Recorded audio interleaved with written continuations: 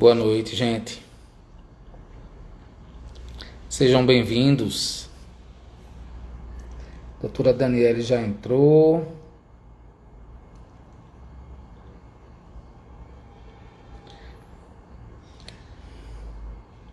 Dani, dá um oi para mim, Dani, por favor.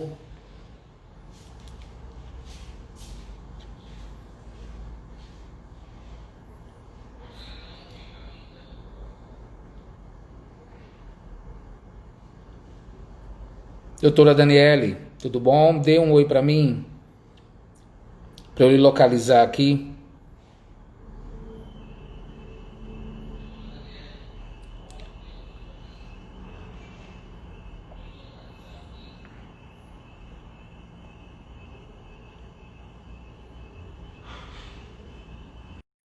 A doutora Daniele já vai entrar agora com a gente. Tudo bem, doutora Daniele? Boa noite. Olá, Seja Manuel. Olá, bem-vinda. todos. Tudo bem? Obrigada. Tudo Tá certo. conseguindo me escutar direitinho? Sim, e você está me ouvindo bem? Oh, perfeito, perfeito. A imagem tá tudo ótimo. Seja bem-vinda, viu? Vamos só esperar mais um pouquinho, porque o pessoal está entrando agora, para a gente começar a nossa live falando de um assunto tão pertinente, né? Boa noite, Cida Malheiros, Diego Sorrentino, seja bem-vindo, Cleide Prado, Elisângela Maria, sejam todos bem-vindos. Essa nossa live vai ser muito interessante, porque assim, durante esses praticamente 90 dias de pandemia, que se instalou aqui em Vitória, em Recife e em cidades vizinhas, Dani, eu pude atender, eu acho que já numa média de uns 300 pacientes com coronavírus, confirmados com exames laboratoriais, e assim, alguns deles, eu acho que 15, 20% pelo menos, apresentavam sinais e sintomas oftalmológicos. Aí é muito interessante a gente esclarecer porque também tem muita gente que está reclamando de problemas oftalmológicos, né? Ardor nos olhos, tudinho. E a gente vai discutir também que não necessariamente é causado pelo Covid-19, né? A gente vai conversar tudo isso aqui. Mas as pessoas estão entrando agora, doutora. Eu queria que você se identificasse. Muita gente já te conhece aqui, conhece sua clínica, mas tem gente de outras cidades, de outros locais. É interessante que você se apresente. Seja bem-vinda e boa noite a você e a todos. Boa noite, Manuel. Boa noite a todos que estão chegando aqui nessa live. Meu nome é Daniele Macedo, eu sou oftalmologista daqui de Vitória de Santo Antão. Atendo aqui em Vitória desde 2007 e me formei pela UPE, né, em medicina, em 1999 e fiz a residência na Fundação Tino Ventura, onde eu fiquei até 2007, quando eu saí e vim para cá. Então, eu atuo dentro da oftalmologia desde o ano de 2000 e Ótimo. sou especialista em glaucoma, né? É importante falar Certo. Tem isso uma também. clínica aqui também, né, na Tenho aqui em cidade. Vitória, na Rua da Águia, né, na Rua André Vidal de Negreiros, onde a gente faz consultas, emergência e também exames complementares de glaucoma, todos os exames de glaucoma. Muito bom. Vamos lá, doutora, vamos iniciar a nossa live. Eu queria lhe perguntar: a conjuntivite pode ser o primeiro sintoma do Covid-19? Sim, na verdade, nós temos, né, encontrado alguns pacientes que abrem o quadro da COVID com uma conjuntivite, muito semelhante às outras conjuntivites virais que nós estamos acostumados. Então, Certo. e o que é a conjuntivite, né? Vamos primeiro esclarecer o que é a conjuntivite. A Uhum. conjuntivite é uma inflamação da conjuntiva do olho, da parte branca que reveste todo o globo ocular. Então, Certo. a conjuntivite ela tem várias causas. Pode ser causada pelos vírus, bactérias, fungos e produtos químicos e a conjuntivite alérgica, que também é muito frequente aqui na nossa cidade. Tanto crianças Certo. como adultos. E o detalhe é que nós estamos entrando no período do inverno E as conjuntivites alérgicas, elas aumentam em frequência. Então, é preciso já ter cuidado para diferenciar isso aí, tá? Nem todo olho vermelho é conjuntivite, nem toda conjuntivite é COVID. Certo. Nós temos estudado os trabalhos científicos que estão sendo publicados e neles a conjuntivite ela é uma apresentação rara, uma manifestação pouco frequente. Muito embora a gente tenha encontrado... Tem algumas pessoas, Dani, que tá dando eco. Tá. Você quer que eu ponha o Tu fone? tem... Melhor, fica melhor. Ok. Fica melhor. Só um minutinho. Já deixei aqui. Fácil. Veja se melhora agora, se me ouve bem. Perfeito. Todo mundo está Pronto. conseguindo escutá-la bem? Oi, Leila. Boa E noite, aí? doutora Leila. Sim, E aí? ótimo. Vamos seguir, né? Vamos lá. Então, é preciso inicialmente já identificar se esse olho vermelho realmente pode ser uma COVID iniciando ou se é algum outro sintoma, né? Isso é muito importante, tá? Certo. E aí, a gente está encontrando alguns casos realmente onde o primeiro sintoma é a hiperemia ocular, ou seja, o olho vermelho, e que, em seguida, o paciente apresenta outros sintomas, né? A moleza, a febre, a indisposição, que a gente vai comentar aqui ao longo da live, não é isso? Certo. E geralmente eu acho que as pessoas também têm que perceber, né? Alguns estudos mostraram, principalmente alguns estudos feitos logo no início na China, que os pacientes que apresentavam a conjuntivite era realmente causada pelo Covid-19, geralmente foi avaliado em pacientes mais graves. Os pacientes que apresentavam um quadro mais de pneumonia, até porque a conjuntivite, a gente vai ter que saber diferenciar também que geralmente o paciente pode ter a conjuntivite, né, causada pelo Covid-19, mas ele também vai começar a apresentar, pode ser ou não, o primeiro sintoma que vai surgir, né? E quando não, ou se aparecer e for o primeiro sintoma, a gente tem que estar atento também aos sintomas respiratórios que esse paciente pode apresentar. Não é isso? Isso, que seria, né, a falta de ar e aumento da frequência Tosse, né? respiratória, né? Obstrução nasal, tosse, Isso. obstrução nasal, coriza, pode ter febre também, dores no corpo, que é muito frequente. O que eu sinto, Manuel, é que assim, a gente está lidando com uma doença nova. Os dados que existem a respeito da doença ainda são escassos. A publicação, às vezes, tem trabalhos que foram publicados com 38 casos, com 40 casos. Então, quando a gente diz assim, não, é uma manifestação rara, na verdade é uma hipótese. Porque na prática, a gente pode estar encontrando diferenças. E eu sou muito cauteloso não tá legal. Eu sou muito cauteloso em relação à medicina que eu exerço com isso, sabe, Dani? Porque, assim, quando a gente teve aquele surto há uns 4 ou 5 anos atrás de chikungunya, a gente prescreveu muito corticoide, prescreveu muita cloroquina, e depois a reumatologia foi lá pedir perdão por tantas coisas que foram causadas como consequência do uso, sem a gente realmente ter certeza do que se estava fazendo.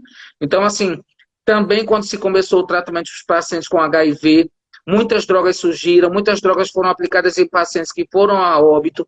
Então, assim, a gente tem que ter muita cautela, né? E a gente só vai realmente ter certeza do que a gente está falando quando realmente tiverem estudos mais concretos. Agora mesmo tem um grande estudo sendo realizado aqui no Brasil todo. Foi feito aquele nos Estados Unidos, mas parece que teve alguns problemas. A OMS parece que voltou a ter os estudos com algumas medicações, Mas, assim, tem um grande estudo sendo feito aqui e muito respeitado aqui no Brasil. Eu acho que daqui a uns 60 dias a gente vai ter um resultado muito bom no uso dessas drogas que estão sendo utilizadas com o intuito que se diz, né, até agora, entre aspas, que tem um efeito benéfico contra a doença.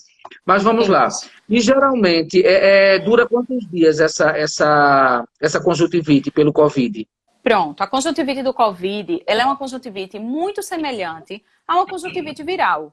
Então, é o olho vermelho, é a dor em torno dos olhos, aquele olho pesado, é a fotofobia, que é a intolerância à claridade. Então, quando você sai no sol, você fica com aquele desconforto e dura, em média, de 3 a 5 dias. E muito importante saber que a maioria dos casos se resolve de forma espontânea. Ou seja, sem precisar de nenhum tratamento. E geralmente ela é unilateral ou bilateral? Ela atinge um único olho ou os dois? Bilateral, isso. Geralmente começa num olho e passa para o outro. Mas não é uma regra. Certo. É interessante também, sabe, Dani, relatar aqui que tem um oftalmologista da Universidade Federal de São Paulo, Rubens Belfort Júnior, que ele fez um estudo também e ele começou a ver em pacientes de 25 até 69 anos que foram contaminados, apresentaram a doença, o Covid-19, ele começou a fazer um estudo da retina desses pacientes e eles começaram a observar que tinham algumas alterações. Tá entendendo? Isso foi até publicado no jornal científico The Lancet. E ele disse que é muito interessante a gente ver isso, porque existe quando você estuda a retina do paciente, você consegue também, como se fosse o buraco da fechadura, para você entrar também no sistema nervoso central. E é muito interessante porque a gente pode ver, através da lesão que esse paciente, que a gente também não sabe se a médio e longo prazo isso vai ter alguma complicação para ele, até agora nada foi provado ou comprovado, mas a gente tem que observar porque esses pacientes futuramente eles podem vir a apresentar algum problema, né? Por conta desse vírus, que a gente sabe que é um vírus sistêmico. Os sintomas da conjuntivite pelo Covid-19 têm alguma peculiaridade ou é idêntica a todas as outras conjuntivites virais? Pois é, não tem. Na verdade, o sintoma é o mesmo de uma conjuntivite viral. Certo. Tá? Então, como a gente falou, o olho vermelho, principalmente o olho vermelho, é o que mais os pacientes relatam. E a dor e a hiperemia. Então, não tem como se distinguir de uma outra virose. Realmente não tem. Aí a gente vai observar o quê? Os outros sintomas e o histórico em torno. Certo. A gente sabe que os sintomas... A gente sabe que os sintomas Tá me ouvindo? Eu estou ouvindo bem. Estão pedindo para eu baixar o meu volume até o final. Veja se é isso mesmo. E aí eu vou tentar fazer isso. Veja se melhora. Eu estou te escutando perfeitamente. Alguém está tendo alguma dificuldade? Eu também estou escutando um eco. Agora continua ouvindo bem? Agora está escutando bem, gente? Diga a gente aí, por favor. Ajudem aí, está tudo ok. Que eu baixei aqui ao máximo meu volume, mas eu estou conseguindo escutar. Diminuiu o eco. Pronto, perfeito. Vamos seguir assim, que fica melhor. A gente sabe que é muito florido, né, a sintomatologia dos pacientes que desenvolvem a doença. A gente vai ter pacientes que não vão ter sintoma algum. Alguns pacientes vão ter contato com o vírus e não vão ser contaminados. Existe um fator genético também que implica nisso aí. Existem pacientes que vão ter sintomas leves ou leves a moderados, porque vai depender também do fator genético. Alguns pacientes existem na superfície das suas células receptores que têm uma aptidão para o vírus, né? Então facilita a entrada desse vírus na célula, consequentemente a sua multiplicação e sua replicação. Mas a gente sabe que inicialmente, quando se iniciaram os estudos feitos lá na China, os sintomas geralmente eram muito semelhantes aos sintomas da gripe, causado pelo vírus influenza, né? Que era praticamente sintomas respiratórios, que era justamente tosse seca, coriza, obstrução nasal, dor de cabeça, dores no corpo, muita indisposição, que isso poderia evoluir até para um quadro mais grave de pneumonia, que poderia até evoluir para uma insuficiência respiratória, que é o que a gente via a grande causa dos pacientes que iam a óbito.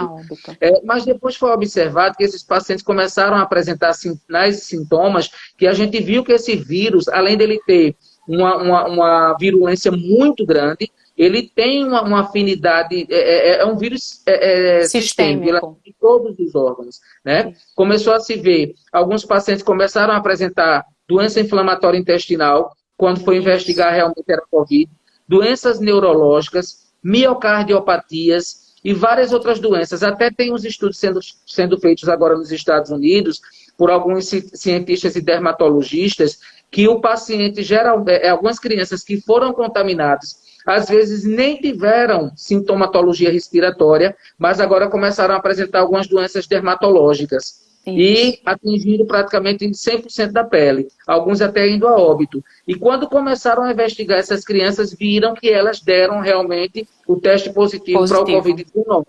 Então, assim, é muita coisa que ainda precisa ser estudado. né? Isso. Cada vez que mais a gente estuda, mais a gente vê que muita coisa ainda precisa ser estudada. Como os médicos descobriram, Daniele, a associação do Covid com essa conjuntivite? Então, a Academia Americana de Oftalmologia foi a primeira a lançar o alerta, quando começaram a perceber alguns relatos de pacientes com queixa de olho vermelho, de hiperemia, semelhantes à conjuntivite. Não foi uma surpresa para a gente, oftalmologista, porque a gente já é acostumado a lidar com a conjuntivite pelo adenovírus e por outros vírus respiratórios. Então fazia muito sentido um vírus que acomete as vias aéreas também causar a conjuntivite. A gente vê muito isso nas crianças. Agora, os vírus, vamos colocar assim, comuns, a que nós estamos habituados, tem um índice de letalidade, de comprometimento sistêmico muito menor. Então, realmente, a gente nunca se deparou com um vírus com esse potencial que a gente está encontrando agora. E aí, os médicos foram estudando, foram pesquisando e encontraram na secreção da lágrima partículas virais. Começaram a detectar, fazer SWAB da secreção ocular e esse exame dar positivo. Então, ou o paciente ele pode se contaminar através dos olhos. Os olhos podem ser a porta de entrada. Ou ele pode ter a contaminação via oral, via nasal e pelos aerosóis isso ir e afetar os olhos. Então foi dessa forma que eles começaram e aí alguns trabalhos começaram a ser investigados, a ser aprofundados nesse sentido. E aí realmente assim, lançou o alerta, né? Lançou isso em março, quando começou realmente a pandemia a se espalhar e desde lá a gente vem se cuidando e estudando e divulgando isso também. Legal. O que eu queria falar também, Daniele, é que assim, a gente sabe também que a gente tem que ter cuidado com os pacientes que estão com o coronavírus, que a gente sabe que na lágrima também foi encontrado, né, partículas Isso. de... Não, sabe-se que a lágrima também pode ser meio de contaminação, né, de você, vamos supor, passar a mão nos olhos, você pegar numa caneta, uma pessoa, você está com Covid-19, você dá a caneta a alguém para manusear, e ela vai depois passar a mão na boca, no nariz ou nos olhos, e ela vai se contamina com a sua secreção. Então, assim, eu posso transmitir através dos meus olhos, através da minha lágrima ou secreção dos olhos, né? Pode. Como eu posso também me contaminar. Porque os estudos estão mostrando que os aerosóis, quando a gente fala, a gente libera perdigotos, mas os aerosóis eles ficam no ar com o coronavírus em média 3 a 4 horas. Olha então, só, assim, né? Quanto tempo? É muito importante, por isso que eu costumo dizer aos meus pacientes que quando você tiver um paciente comprovadamente que ele está com sintoma do Covid-19, ele fique na sua quarentena dentro do quarto. Porque assim, se ele sai, ele vai para a cozinha, ele vai para a sala assistir televisão, ele fala, ele tosse, ele espirra, daqui a meia hora ele vai para o quarto dele. Aí a vozinha dele vem daqui a 2 horas, vai lá tomar um copo d'água na geladeira. Ou seja, ela vai inspirar, ou até andando, os aerosóis podem ter, pegou numa maçaneta, ou então ela inspirando, né, que está lá os aerosóis no ar. Ou até mesmo ela, por via direta, mesmo o vírus que está lá, os aerosóis vão penetrar pelos olhos da gente, que ele é altamente vascularizado também, né, entrou nos olhos, praticamente caiu na circulação. Então, assim, é muito importante a gente ter isso em mente.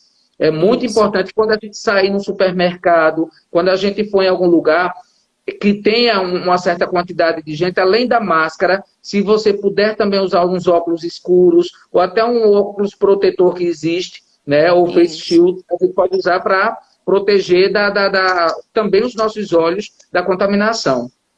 Manuel, vamos lá, mas uma coisa muito interessante. Veja, você está falando aí, eu estou acompanhando um pouquinho os comentários, e as pessoas estão ficando muito assustadas com o fato de também ter sido encontrado o vírus na lágrima.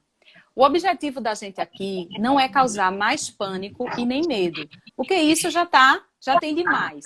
Nosso objetivo aqui é orientar, é informar, certo? Estamos diante de uma doença séria, de uma doença grave? Sim. Temos armas para combater essa doença? Temos. Então, estamos trazendo aqui essa informação de qualidade, né? Com calma, com tranquilidade, para que as pessoas possam tomar os devidos cuidados. Então, se o vírus pode ser exalado pela lágrima, vamos evitar a todo custo colocar a mão nos olhos. Se eu saio na rua, Não coça o olho, não bota a mão no olho. Usa o óculos, como o doutor Manuel está dizendo. Bota um óculos de sol, bota um óculos de grau, bota um óculos de proteção. Então, realmente, assim, o nosso E outra objetivo coisa aqui... também, Pode falar, Manuel. doutora Daniele, é que a gente está esclarecendo, né? A gente está trazendo novas informações, mas no final a gente também vai trazer a prevenção e os cuidados que a gente precisa ter, Isso. né? Massa. Os cuidados que Beleza. a gente vai orientar dão quase 100% de proteção. Então, assim, se a gente fizer a nossa parte, né? E aquele velho Isso. que diz também, eu cuido de você e você cuida de mim, né? Isso. Então, assim, se a gente conseguir fazer Venceremos, né? isso, e o que a gente quer realmente é conscientizar as pessoas de que cada um é um soldadinho responsável nessa guerra contra o Covid-19, a gente vai vencer. Com toda Isso. certeza, eu não tenho dúvidas disso. Né? Perfeito. Mas uma pergunta que eu queria lhe fazer, doutora Daniele, que é muito pertinente também, que eu vi uma reportagem que falava em relação às lentes de contato. Elas devem ser usadas durante essa pandemia, o que é que a senhora diz? Não. Seguinte, a recomendação também da Academia Americana, diante desse contexto, é que as lentes de contato elas sejam deixadas de lado, substituídas por óculos. A lente de contato vai ser mais uma porta de entrada, vai ser mais uma possibilidade de você manipular o olho, de você tocar o olho, colocando e retirando, e realmente não deve ser utilizada.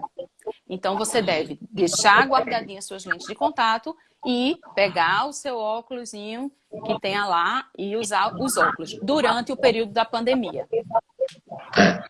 Isso para quem usa a lente de contato com lente, né? Com grau, aliás. Aí Se que for dirá as colorida, pessoas que pelo usam amor de Deus. esteticamente, né? Pelo amor de Deus, a gente não vai nem Por comentar. Jesus. Dores de cabeça, dores por trás dos olhos, também a gente pode relacionar com o Covid-19, doutora Daniele? Sim e não, né? Veja, de novo, nem toda dor de cabeça é Covid e alguns pacientes com Covid abrem um quadro com uma dor de cabeça muito forte. Eu tenho relatos de algumas pessoas que tiveram uma dor de cabeça persistente, que não cede com medicação, 2, 3 dias, e aí a seguir começa os outros sintomas. Mas eu sou uma pessoa enxaquecosa, que tenho muita dor de cabeça. No período de estresse, no período pré-menstrual, eu costumo ter dor de cabeça. Aquela minha dor de cabeça não vai ser o Covid, né? Então é preciso também a gente ter calma, ter cuidado em relação a analisar todos esses sintomas. Existem várias outras doenças que causam dor de cabeça, a hipertensão arterial descompensada, problemas até tumorais, né, na cabeça, hipertensão intracraniana, sinusite, a própria enxaqueca. Então, realmente, assim, a dor de cabeça ela faz parte do leque de sintomas que pode estar dentro do Covid, mas também não é o diagnóstico, né? Assim como a conjuntivite, não é porque eu estou com conjuntivite igual a Covid, não. E a dor de cabeça também não, mas faz parte, tem sido relatado como um dos sintomas. Muito bom. Acho que é isso, né? Perfeito. No caso de o paciente sentir dores nos olhos, surgimento de secreção ocular, ou ficarem com os olhos vermelhos, irritados, o que esse paciente deveria fazer, doutora Daniele? Primeiro, calma, né? Calma, porque o pânico e o desespero não vai ajudar nessa hora. Lavar os olhos com solução fisiológica. O soro gelado ou a compressa gelada é o que mais alivia o desconforto da conjuntivite viral. Você já teve conjuntivite, doutor Manuel? Já. Eu também. E é bem desagradável. Em 2013, nós tivemos o maior surto que eu tenho... Perfeito. 2003, um ano antes de eu me casar. Nós tivemos o maior surto no Brasil e aqui também. E realmente, assim, de tudo que eu utilizei, a compressa gelada é o que mais alivia o desconforto. Então, as compressas geladas, seja com água mineral ou soro fisiológico, estão totalmente indicadas, certo? Evitar o uso de qualquer medicação caseira. Água de açúcar, água com romã, sal, limão, né? Tantas outras coisas que os pacientes relatam. Não se deve colocar nos olhos. A conjuntiva do olho é algo muito sensível. é um tecido altamente especializado. Então, a gente não pode colocar qualquer coisa nos olhos. O soro fisiológico, ok. A água mineral geladinha, ok. Mas as outras coisas, não.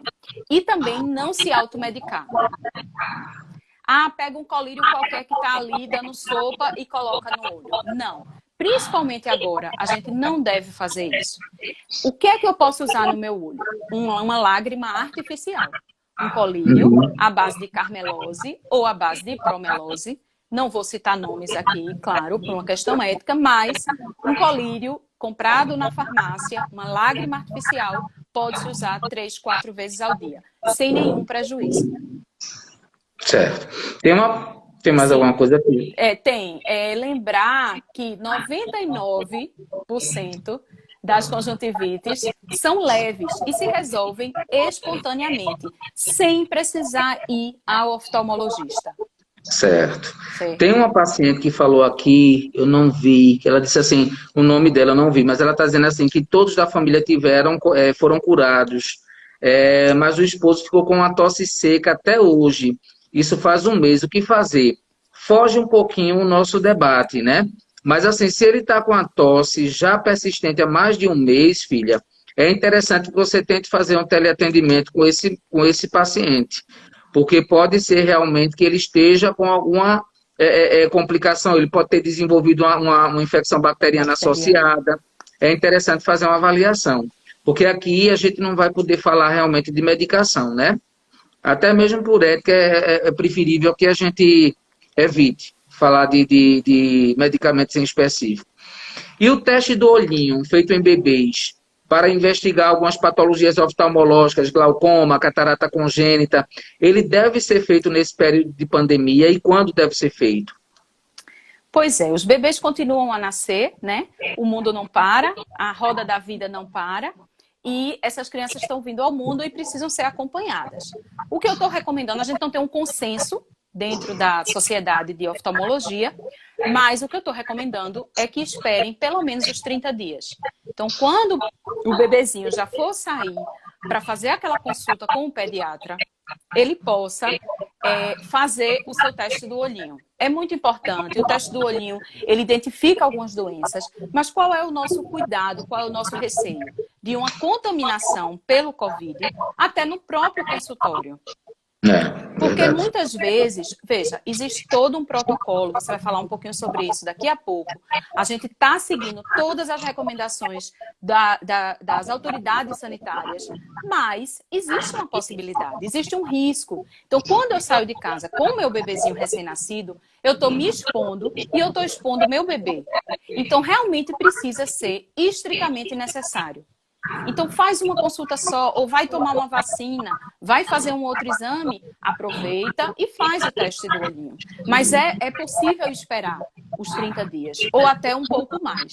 A qualquer tempo, a gente pode fazer o teste do olhinho, tá? O bebê nasceu, está com 6 meses, está com 9 meses, está com 1 ano, ele pode fazer uma avaliação oftalmológica.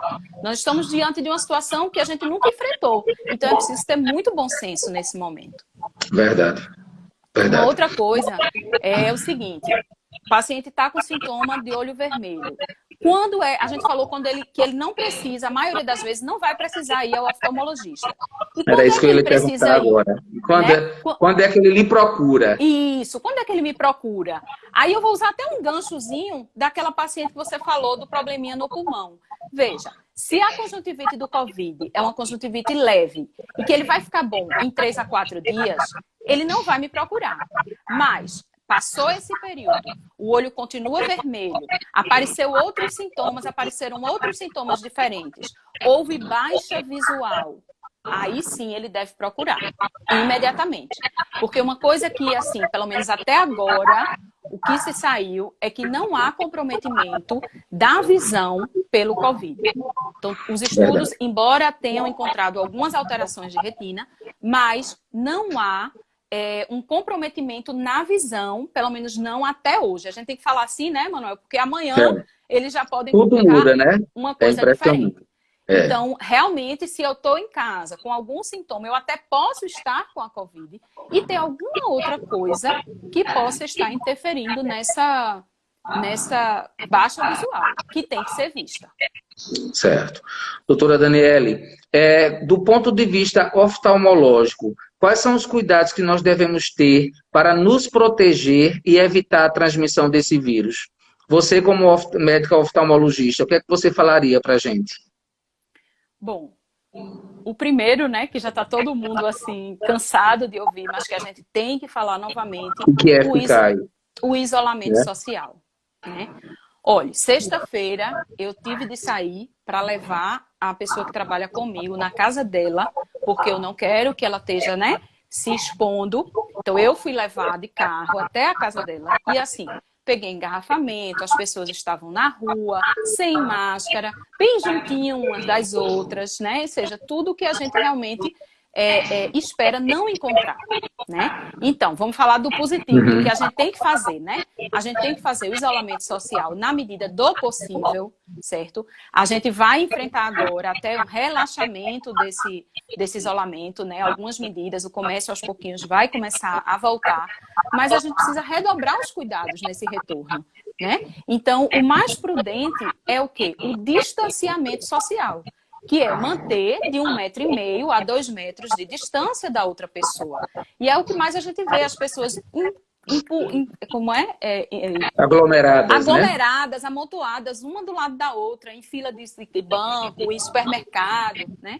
Muitas vezes conversando, passando o tempo, sem nenhum cuidado, sem nenhuma preocupação. Então, realmente, o isolamento e o distanciamento social, a gente precisa todo dia dizer isso aos pacientes, pelo menos os daqui de Vitória, né? Para que eles possam começar a compreender o que é que significa isso. O uso da máscara de proteção e dos olhos ao sair de casa, como a gente já falou, usar óculos para sair de casa, seja de sol, seja de grau, ou seja mesmo aqueles de plástico, né, de proteção, mas que você tem essa região aqui toda isolada. Nariz e boca. Então, proteger olhos, nariz e boca. O que mais, Manuel? Vamos ver aqui. As mãos, né? A higienização das mãos. Isso. Que eu acho que, assim, infelizmente, nós brasileiros, a gente não tinha esse costume de lavar tanto as mãos. A gente, como profissional médico, a gente já lava muitas mãos, mas, assim, todos agora, né? Tem que ter isso como um vício mesmo, como uma rotina. Lavar as mãos sempre que possível. Aí, se não tiver água e sabão ou detergente, é que você vai partir para o álcool a 70, ou álcool em gel. Mas o melhor até agora é lavar as mãos com água e sabão, ou água e detergente, né? Uma coisa interessante também que eu queria relatar agora, sabe, Dani, que eu acho que é pertinente, é que foi feito um estudo lá nos Estados Unidos, quando estava lá no pico, no epicentro da doença, eles viram que 60% dos pacientes que estavam sendo hospitalizados eram pacientes que estavam respeitando o isolamento social. Aí você faz, espera aí, e não serve, não está adiantando o isolamento social? Pelo contrário, né? O que a gente está vendo e observando é que, infelizmente, as pessoas, principalmente os jovens, né, eles saem de casa, vão ou para trabalho, se for para trabalho tudo bem, mas muito por achar que eles não têm riscos de ter uma doença no estágio mais grave, eles vão para a casa de amigos, vão para uma praça, uma coisa como a gente vê aqui na cidade, aí eles se contaminam, e quando ele começa a apresentar sintomas em casa, ele já teve, já foi infectado há 4, 5 dias atrás, né? Ele já está tendo replicação viral e já está transmitindo. Eu atendi todos esses pacientes que eu ainda estou atendendo com o Covid-19, é quase que unânime, toda a família está contaminada. Ou então, 2, 3 já tiveram e tem 2 agora que estão doentes. Mas assim, é quase impossível você tentar realmente fazer o distanciamento social dentro da sua casa, que seria o mais prudente, né? Se você trabalha fora, você não tenha contato com pacientes idosos e hipertensos que você tenha na sua casa.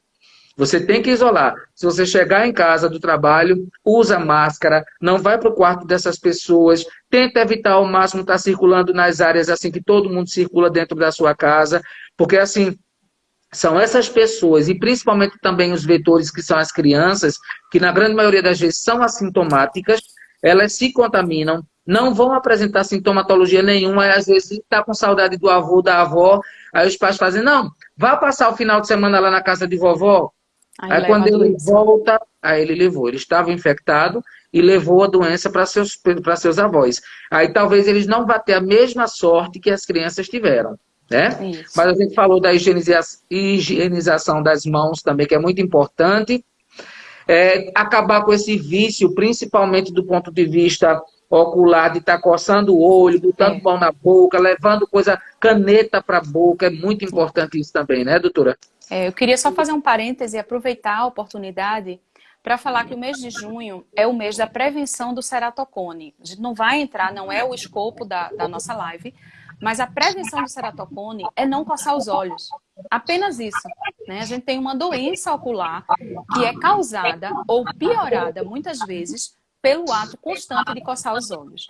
E está relacionado exatamente com a alergia. Então, pacientes alérgicos, eles precisam ser acompanhados, ser tratados da sua alergia, mas não acabar realmente, como você está falando, com esse hábito de coçar os olhos, porque muitos podem se contaminar através o rosto todo, né? A gente está focando um pouco nos olhos, mas o ideal é que, se você sai de casa, esqueça seu rosto, não toque a mão no rosto, não coloque a mão no rosto, não toque o seu rosto. E não toque a máscara, né? Porque muitos pacientes saem e ficam ajeitando aqui, ó, no nariz a máscara. Que era a pergunta, a próxima pergunta que eu vou lhe fazer. Deixa eu lhe fazer, então, bem pertinente para o que você ia falar. O uso da máscara e o embaçamento, quando embaça as lentes dos óculos. E aí, o que é que a gente pode fazer? E o que não fazer? Tem sido bem difícil essa situação. Eu até estou aqui para demonstrar a vocês, certo? Primeiro, como a gente deve colocar a máscara, embora já foi muito falado isso, pegando sempre pelos elásticos, né? Nunca pela máscara, certo? E aí você coloca, ver se dá certo aqui, né? E pega aqui, ó, eu não vou pegar aqui, né?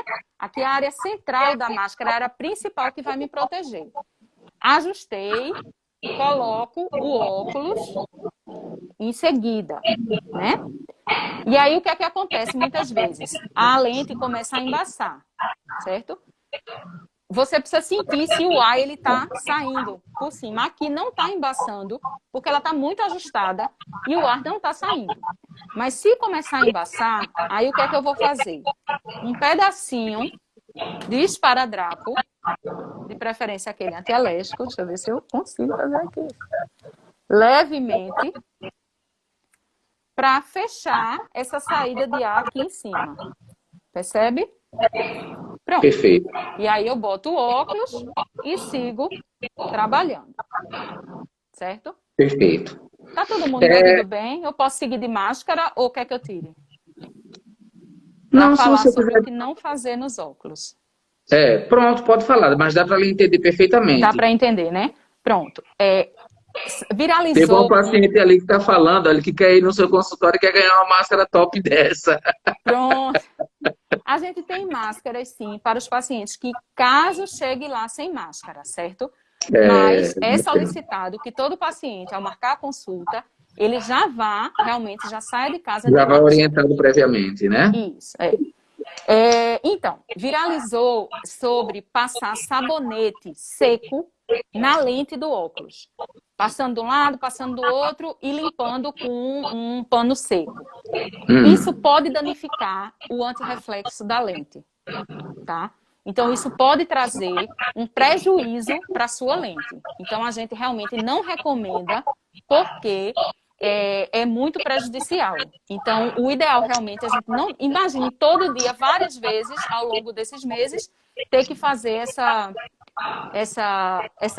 limpeza. Então, a gente recomenda isolar com algum esparadrapo, algum adesivo e realmente botar o óculos por cima, certo? Em relação à limpeza dos óculos, soltou aqui, eu vou tirar, tá bom? Em relação à limpeza, olha só que coisa bonita que ficou, né? Peraí.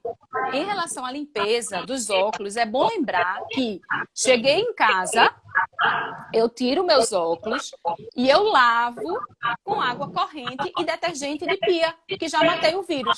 Mesmo que tenha ficado algum vírusinho aqui, né?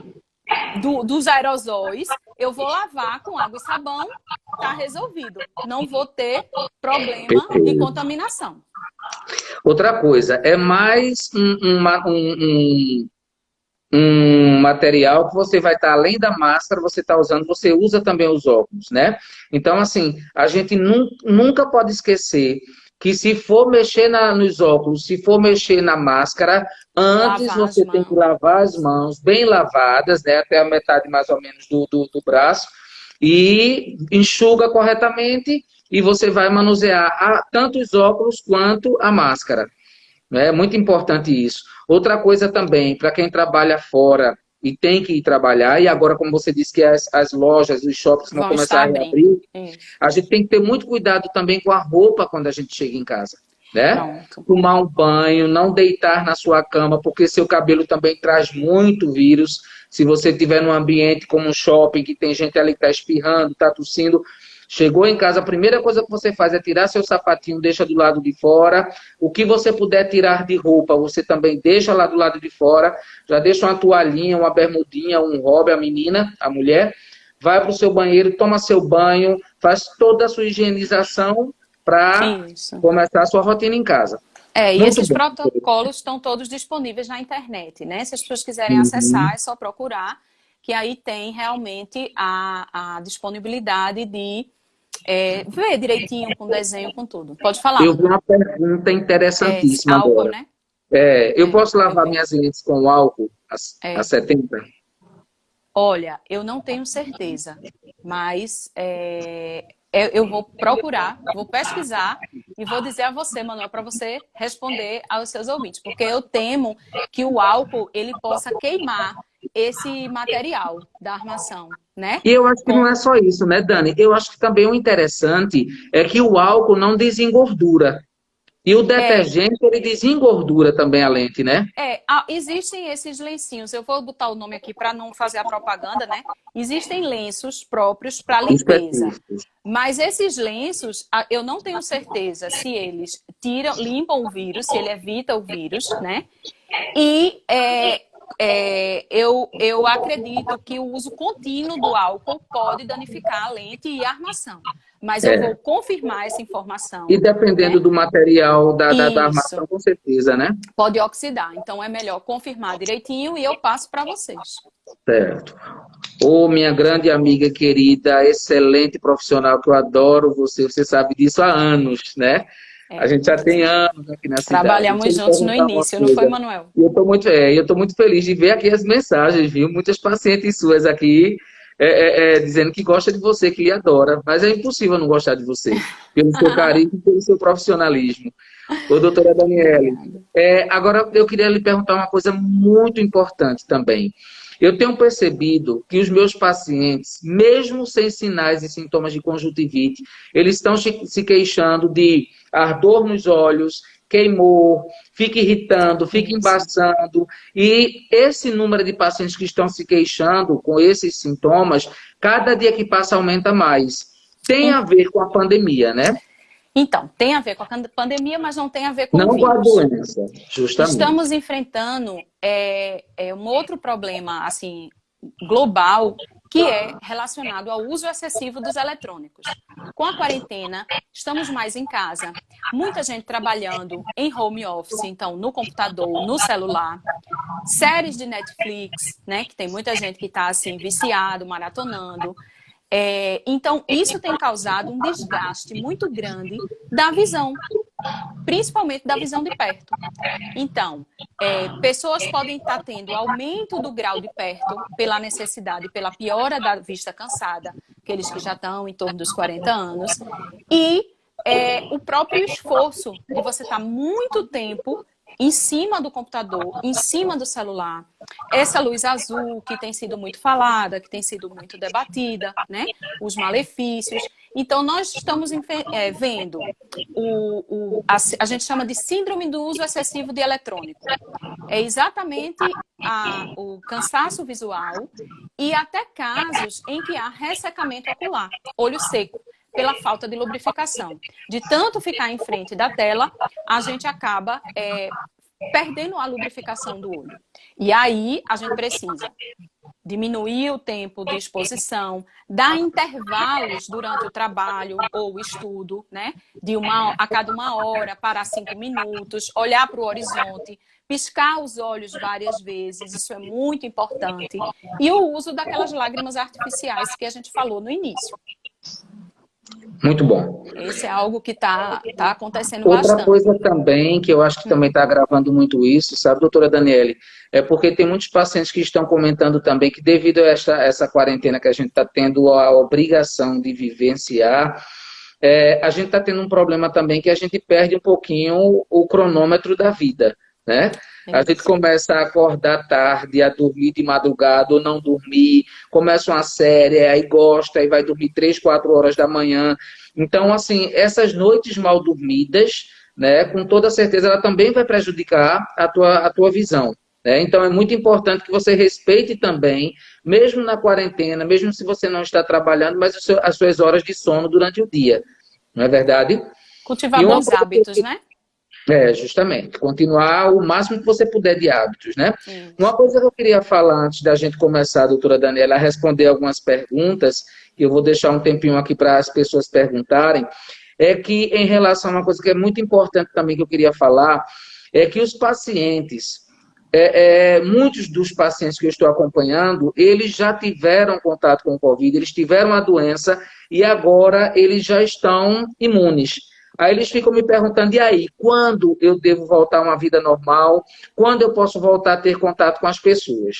Eu acho muito pertinente a gente falar isso, porque tem mais de 100 pessoas assistindo a gente e eu acho que é interessante a gente falar. Veja, o que geralmente se recomenda é que para os pacientes que tiveram sintomas leves ou nenhum sintomas ou poucos sintomas em poucos dias, preconiza-se que durante 15 dias ele fique na sua quarentena. Isso. Após 15 dias de iniciados os sintomas, ele pode voltar a ter contato com as pessoas de fora. Para os pacientes que desenvolveram um quadro mais grave da doença, de moderado a grave, que precisaram de internamento por pneumonias ou complicações por conta do Covid, quando ele estiver, geralmente 24, 48 horas praticamente sem sintomas, que ele receber sua alta hospitalar, ele tenha preconizado que ele fique pelo menos mais 8 a 10 dias em casa, de quarentena, não tendo contato com as outras pessoas. Uma coisa muito interessante que eu já falei, mas eu vou reforçar agora. Tenham cuidado com as crianças, gente. Tenham cuidado com as crianças. As crianças, 90% ou mais vão ser assintomáticas ou só vão ter uma corizazinha. Muito e leve. Eles são replicadores e transmissores do vírus. Então, vamos supor, o pai trabalha fora, ele teve sintoma, mas ninguém teve sintoma em casa. Mas a gente não tem certeza se as crianças foram infectadas. Aí ele faz, não, eu estou com sintomas, vou mandar meus filhos para não pegarem, vou mandar para a casa dos meus pais. O que é que acontece? Eles já podem estar infectados. Né? Aí eles vão levar a infecção para os pacientes idosos que têm comorbidades. Então, é muito importante a gente ter isso em mente. Outra coisa é que mesmo quem teve a doença e hoje já está imune, tem um IgG reagente, ele tem que continuar tendo todos os cuidados, porque ele não vai ser mais transmissor através de suas secreções. Mas se ele não tem o cuidado de usar máscara, de lavar as mãos, de se cuidar, de ter sua higiene pessoal, ele pode levar o vírus para dentro da sua casa ou para alguns amigos ou familiares através de suas mãos, né? Através do cabelo, principalmente mulheres que têm cabelos longos, homens que têm barba. Então, assim, todo cuidado tem que ser continuado. Né? Enquanto a gente estiver passando, e principalmente por quê? O que é que eu queria dizer para concluir a minha parte, para a gente começar a responder as perguntas, ou se você quiser concluir também. Eu acho que é muito importante a gente ter em mente também que, com toda certeza, o coronavírus, o Covid-19, vai se tornar uma doença sazonal. Né? A gente vai passar ainda anos e anos com ele por aqui em nosso planeta. Então, assim, hoje eu estou imune, se eu tive a doença, eu estou imune desse subtipo, né? Desse subtipo, né? Dessa crise que a gente está passando agora. Mas ano que vem, se Deus quiser, a gente já vai estar com as vacinas, a gente vai ter que ser vacinado. Porque provavelmente ele vem como influenza, vem com um novo subtipo, vem com mutações. Então, assim, a gente não vai estar imune desse novo coronavírus que ele vai vir e vai permanecer aí no planeta. E só me adiantando, assim, respondendo um pouquinho, já que teve muita pergunta quanto a isso, se a pessoa realmente fica imune ou não ao Covid.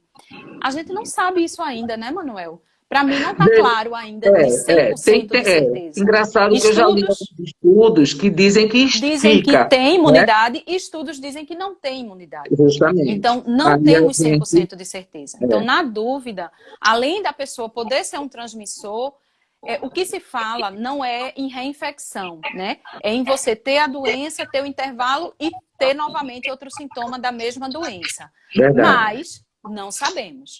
Precisamos de uma mais coisa dados. também, né, Dani? A gente está sabendo tão pouco, a gente está engatinhando nessa doença. Porque, assim, a gente também não sabe esses pacientes que sobreviveram a uma semana, 2, 3 de UTIs, que desenvolveram pneumonias bilaterais nos 2 pulmões. A gente não sabe também a médio e longo prazo como é que vai ficar a vida, como é que vai ficar a respiração, o sistema respiratório desse paciente. A gente não sabe se ele vai ficar com sequelas, se ele vai ficar com uma predisposição maior a doenças respiratórias. Então, assim, muita coisa ainda precisa ser estudada e a gente só vai conseguir elucidar essas nossas interrogações com o tempo, porque realmente a gente precisa vivenciar, ver realmente a médio e a longo prazo, né, o que essa doença nos trouxe e o que vai nos deixar como sequela. Perfeito. Perfeita a sua fala, Manuel. Pronto, então vamos agora responder as perguntas aí das pessoas que querem saber um pouquinho, sugar um pouquinho do conhecimento da doutora Daniele. Vamos lá, a hora é essa, eu queria gente. só fazer uma observação em relação ao funcionamento do consultório, né? Eu não sei se... Você está atendendo presencialmente, Manuel? Ou não, só... eu vou começar semana que vem, porque o Conselho Federal de Medicina e o Regional, ele mandou uma tabelinha para a gente como é que a gente deve começar. Mas se você quiser falar... Na verdade, porque eu comecei essa semana e realmente estou enfrentando uma certa dificuldade. E um dos motivos, né, que a gente conversou e tudo, para a gente fazer essa live, é para orientar as pessoas. Veja, consulta de rotina oftalmológica, revisão anual para troca de óculos, pode esperar. Certo? A gente tá dando prioridade o quê? Às urgências, às emergências, aos testes do olhinho, né? Aqueles casos em que realmente pacientes que têm grau alto e que quebraram o óculos, que perderam o óculos, eu digo assim, é quase uma urgência, porque realmente essas pessoas não podem ficar sem óculos, né? Verdade. Mas nesse momento, enquanto a pandemia está ainda tão exacerbada na nossa cidade, porque isso é uma coisa muito particular, né? Do momento que cada um está vivendo. Hoje, não sei se você concorda comigo, mas nós estamos atravessando o pior momento de Vitória de Santo Antão. Até agora, né? Esperamos que esses números diminuam. Eu estou tendo conhecimento de uns números, sabe, Dani? Pronto. Que eu fiquei até feliz essa semana. Que, assim, a gente ainda está com muita gente doente, mas o número de leitos de UTIs ocupados aqui em Pernambuco e também aqui em Vitória, o número de pacientes que estão procurando o Hospital João Murilo e necessitando das UTIs, de vagas de UTI, está diminuindo. Então, assim, eu acho que, de uma certa forma, o povo se expôs demais a ir na rua. Aí eu acho que aqui em Vitória e em Pernambuco, eu acho que a gente já deve ter atingido o pico, sabe? Mas eu acho que só 15 dias, mais ou menos, para a gente ver se realmente se continuar, é que a gente pode realmente afirmar isso, né? Isso. Então, o que eu quero pedir às pessoas, né, aos pacientes de Vitória, é que tenham paciência, porque a gente está retornando, seguindo todos os procedimentos, para ter segurança para cada paciente que chegue lá, e segurança para a gente também, né? Que se expõe, que está colocando em risco a nossa família, as pessoas que nos são queridas. Então, assim, se você teve febre, se você está com algum sintoma dos que a gente falou aqui e pode estar contaminado com Covid, não vai ao consultório.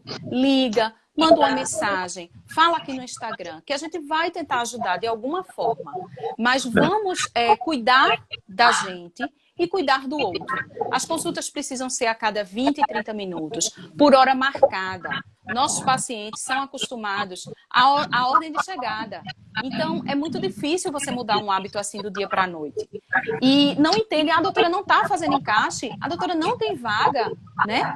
Mas é porque a gente está tentando seguir realmente todos os procedimentos recomendados. A gente está fazendo os exames, sim. Exames de glaucoma eu não estou fazendo, porque são exames que a gente chega muito perto do paciente e que pode haver uma contaminação de outros pacientes. Então, a gente não vai correr riscos, não vai expor os pacientes e não vai se expor. Então, a gente vai atender por hora marcada, quem tiver na agenda, a cada 20 minutos. Cada paciente que sai, Manuel, a gente higieniza todos os equipamentos. O paciente entra, eu já peço as mãozinhas, me dê as mãozinhas. Aí coloco o álcool a 70. Vai pra coisa. Agora, aí vamos falar do que já aconteceu essa semana comigo. Você vai sentir isso também. O paciente às vezes chega no consultório, aí faz, doutora, eu vou tirar a máscara, que eu não tô aguentando não. Veja, como é que ele vai tirar a máscara dentro do consultório? É um risco para ele, é um risco para mim, né? Entrou no consultório essa semana a paciente coçando o olho, eu quase vou, né? Então, assim, tudo que a gente está falando aqui é para que realmente a gente possa trabalhar bem e vocês possam ser bem atendidos, né? A população possa ter esse suporte da gente O e pessoal possa está dizendo que estar está fazendo o segura. eco, Dani. Está dizendo que está fazendo o eco de novo. Deixa eu ver se eu me afasto um pouco. Mas para mim não está fazendo, não. Certo.